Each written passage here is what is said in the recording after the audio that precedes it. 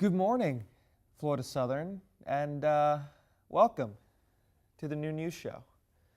I'm your host, Tyler Hillier, and if you've just woken up from a coma and maybe you're expecting something like a zombie apocalypse, well, you'd best go back to bed because this is much different.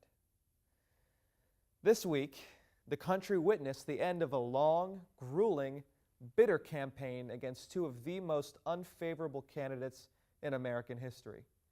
And with all the twists and turns of this 2-year-long election season, I think the biggest surprise came this week, on election night.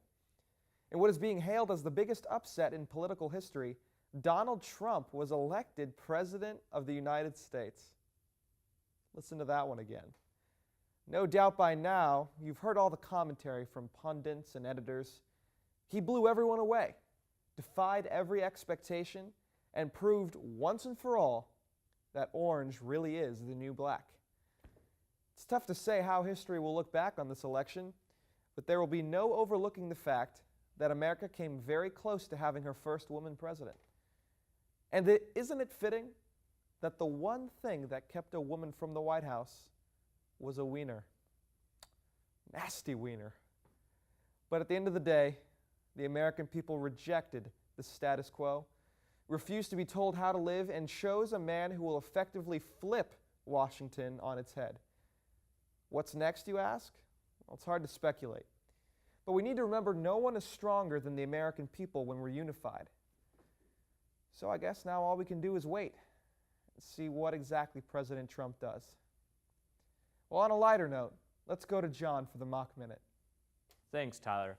FSC's musical Secret Garden premieres next Thursday, the 17th, and will run until Sunday, the 20th. After Thanksgiving, shows will start again on December 1st and will end on the 4th. Tickets are free for students, and they can be ordered over the phone or picked up in person at the box office. Mocks. Don't forget those info sessions to apply to be a resident advisor. The next session will be November 14th at 5 p.m. in the Wesley 4th floor lobby.